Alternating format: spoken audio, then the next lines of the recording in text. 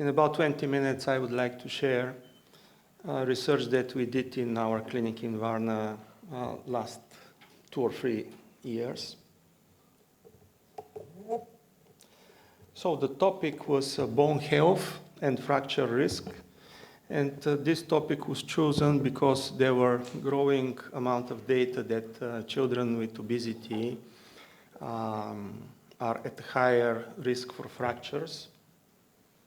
And we tried to understand what are the causes of this, what is the importance and the influence of adipose tissue on bone, and what is the influence of metabolic abnormalities on bone.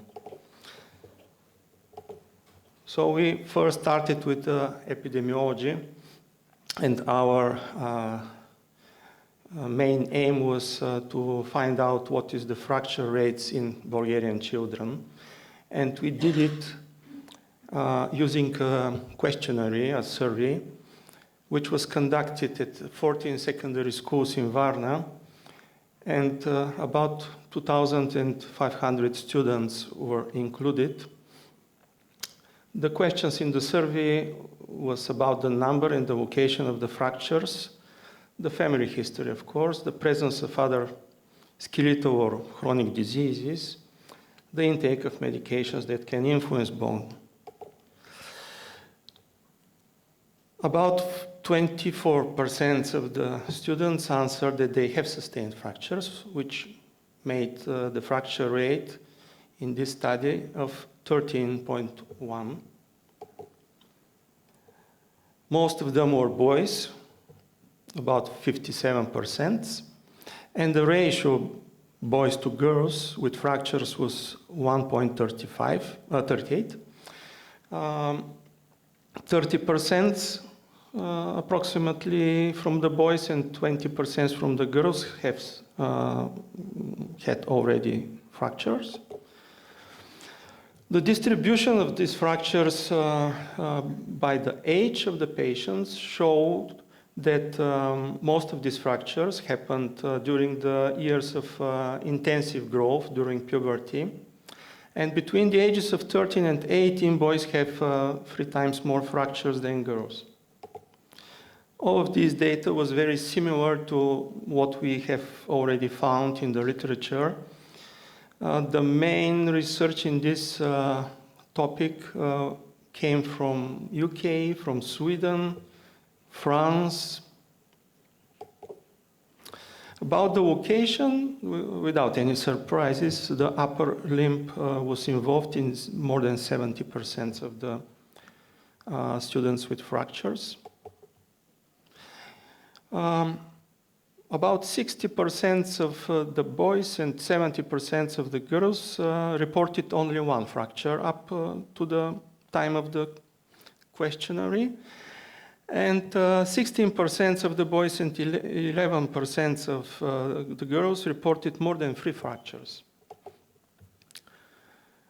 We found something interesting in the distribution of the number of fractures and the students with obesity, and we saw that in those with multiple fractures, obesity was presented, especially in girls, in more than 20% with those with 4 and more fractures. That's why we continued with the clinical part of the study, because our data confirmed the data from the literature that obesity and overweight is associated with higher fracture risk. The study was conducted last year and included 41 girls with obesity. We chose to study only girls because this made our study more clear and not biased by the difference in the sexes. These were girls between 14 and 17 with BMI over 85th percentile. We wanted all of them to be at the age, at the end of the puberty with menstruation at least for 1 year. Of course, the exclusion criteria was that these girls shouldn't have more than one fracture. Actually, none of them had any fractures. No low birth weight that can influence bone. No history of clinical data for some kind of primary or secondary bone disorder. No disorders of the calcium and phosphate metabolism. The girls shouldn't use any drugs that can influence bone health, like glucocorticoids. And they shouldn't proceed in another trial for the last 6 months. So we decided to measure bone parameters by DEXA scans and to make analysis of their body composition, especially the visceral fat, and to find whether there are any relationships and correlations with the bone parameters. We also tried to investigate the influence of the metabolic abnormalities present in some of the girls on bone results, and to find what are the vitamin D levels in this obese population of girls. So our methods included, of course, history, anthropometry, physical examination, laboratory, for biochemistry, HbA1c, OGTT, hormones, and vitamin D, calcium, phosphorus. We did bone age to confirm that the puberty had ended, abdominal ultrasound to exclude any hidden chronic conditions, and of course osteodensitometry by DEXA scan, and the bioelectric impedance analysis for the body composition. So DEXA scan, we did total body, less head, and lumbar spine. We measured and calculated also the bone mineral apparent density. We used also the data from the software, which contained bone mineral content to lean body mass. This is very important correlation between bone mineralization and muscle mass, actually, and also the bone size compared to the height of the patient, because you know DEXA scan is a two-dimensional, and it depends too much to the size of the patient. We use also densitometry to take data for the body composition, especially for the fat mass, the distribution of fat mass, android and gynoid ratio. And we also used a specific software that estimates the visceral fat mass. The impedance analysis gave us data about the fat mass, but especially it was very useful for the free fat mass, or this is actually muscle mass, in different types of percentages and indices. Also, impedance analysis gave us data for the so-called metabolic health markers. This is the visceral fat level and the overall score of the analysis called in-body score. We divided the girls firstly in the so-called BMI groups. All of the girls were obese, but those that have only overweight or mild obesity was separated in BMI group 1, 25 girls, and BMI group 2, the severe and extreme obesity girls, were 16. First, we found that the whole body bone mineral density is increasing with the increase of body weight and BMI, and the percentage of obesity, the waist circumference. And this data was not surprising because we already knew that the skeleton is getting dense. The skeleton is getting dense when there is a bigger mechanical load on it, which is due to the overweight.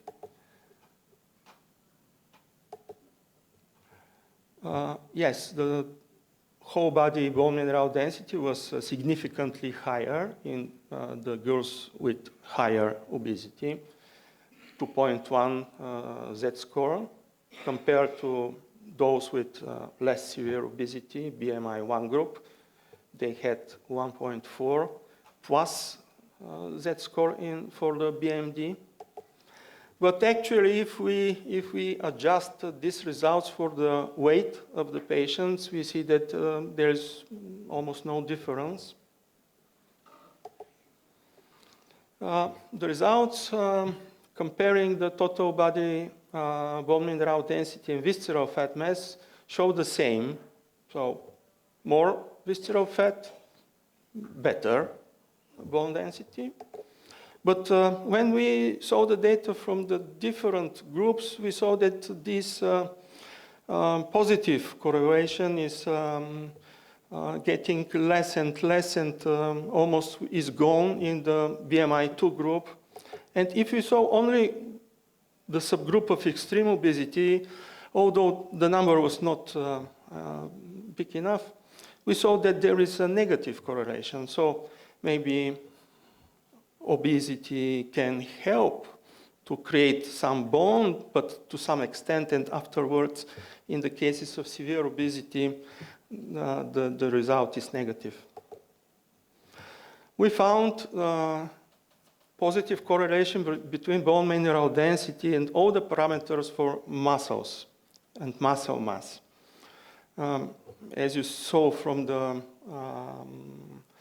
last lecture from Professor Hogler, for the Duchenne muscular dystrophy, when there are no muscles, when there are immobility, the bone loss is always happens. One of the most important results came from the analysis that DEXA gave to us for the bone mineral content adjusted for the muscle mass. And we saw that girls with severe obesity have less bone to their muscles, and this makes us think that this insufficiency of bone density compared to the muscle mass is one of the causes for the increased fractures in this population. This bone mineral content decreased and showed a significant negative correlation with the degree of obesity and the fat distribution, especially in the region of the trunk and the legs. Also, the same negative correlation we found with the visceral fat mass. Very interesting data came from the analysis that showed decreased bone size, decreased bone area in more obese girls. And interestingly, in the BMI 2 group, almost half of the girls had bone area that was less than 10th percentile compared to the whole population. And because our girls had normal height, we think that this deficit in the bone area came from deficit in the growth of bone diameter. So maybe, yes, they have slender, narrow bones.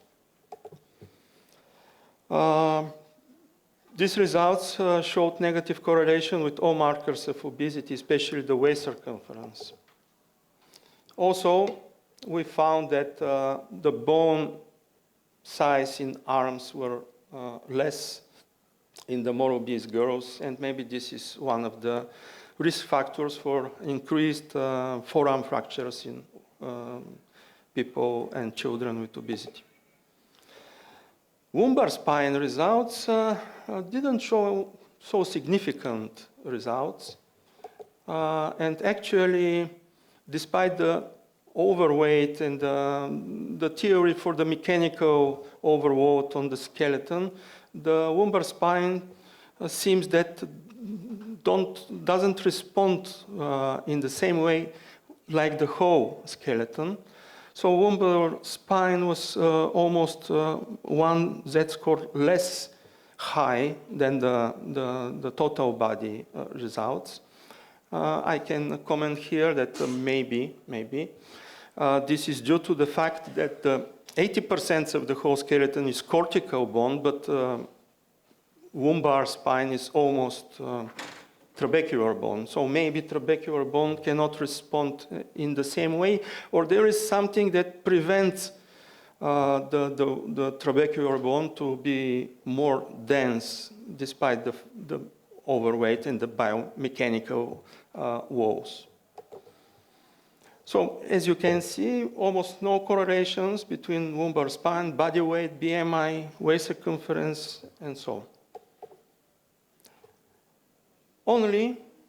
Only fat percentage show that there is a negative correlation, which is absolutely on the opposite, on contrary for the results for the whole skeleton.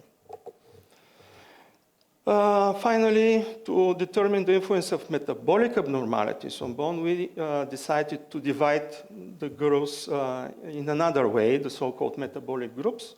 We divided the girls in metabolic syndrome 1 group, 20 girls without or only one cardiometabolic risk factors, and MS2 group, 21 girls that showed 2 or more cardiometabolic risk factors.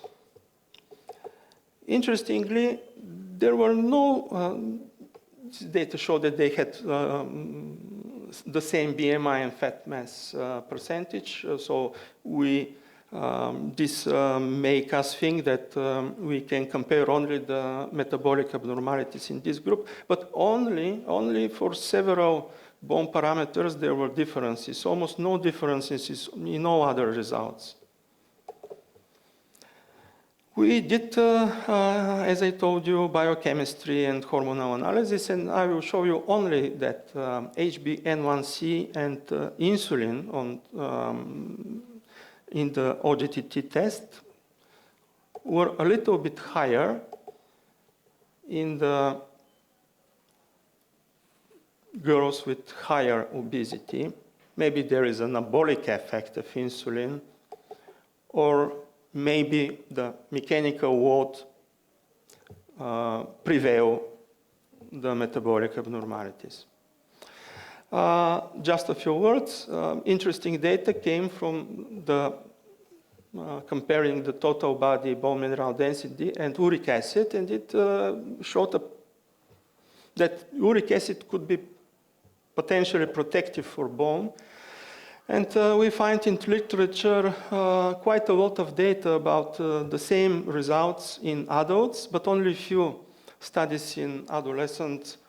And we suppose, and literature says, that uric acid could be protective because about 50% of the extra plasma antioxidant activity is due to uric acid.